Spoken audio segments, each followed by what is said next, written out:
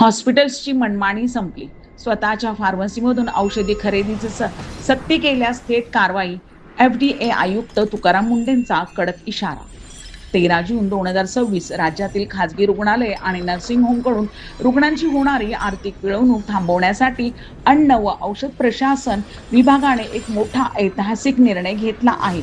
रुग्णालयातील in house फार्मसीमधूनच औषधे खरेदी करणे कायद्याने बंधनकारक नाही, असा थेट आणि कडक आदेश FDAचे धडाडीचे आयुक्त तुकाराम मुंढे यांनी जारी केला आहे. औषधे कुठून खरेदी करायची हा सर्वस्वी रुग्ण आणि त्यांच्या नातेवाईकांचा मूलभूत अधिकार असेल, असे त्यांनी स्पष्ट केले आहे. पत्रकाराच्या ईमेलची तातडीने दखल. वरिष्ठ पत्रकार संदीप कद्रे यांनी रुग्णालयाच्या या मनमानी कारभाराविरोधात आणि इन हाऊस मेडिकलमधूनच औषधे घेण्याच्या सक्तीविरोधात थेट FDA आयुक्तांकडे ईमेलद्वारे तक्रार नोंदवली होती.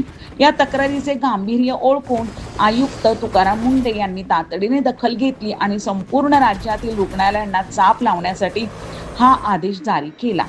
डॉक्टरांना प्रिस्क्रिप्शन देणे बंधनकारक. नवीन नियमानुसार रुग्णालयातील डॉक्टरांनी लिहिलेल्या औषधाची चिठ्ठी रुग्ण किंवा त्यांच्या नातेवाईकांच्या ताब्यात देणे आता बंधनकारक राहील.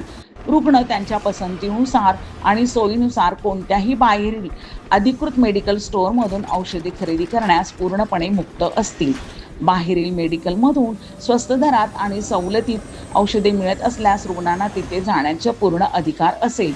उल्लंघन केल्यास रुग्णालयावर होणार कठोर कारवाई. अनेक मोठ्या रुग्णालयांमध्ये बाहेरील औषधे आणण्यास मनाई केली जाते किंवा नातेवाईकांना बळजबरीने आतल्याच मेडिकलमधून महागडी औषधे खरेदी करायला लावली जातात. अशा अनेक तक्रारी FDAकडे आल्या होत्या. त्यावर बोलताना आयुक्त मुंढे म्हणाले की कोणतेही रुग्णालय किंवा डॉक्टर रुग्णांच्या औषध खरेदीसाठी दबाव टाकू शकत नाही. या आदेशाचे उल्लंघन करणाऱ्या आणि रुग्णांची अडवणूक करणाऱ्या रुग्णालयांवर थेट कायदेशीर आणि कडक प्रशासकीय कारवाई केली जाईल. FDAच्या या धडक निर्णयामुळे राज्यातील लाखो रुग्णांना आणि त्यांच्या कुटुंबियांना मोठा आर्थिक दिलासा मिळाला असून रुग्णालयाची मक्तेदारी मोडीत निघाली आहे. पारस मुठ्ठा यांचा रिपोर्ट.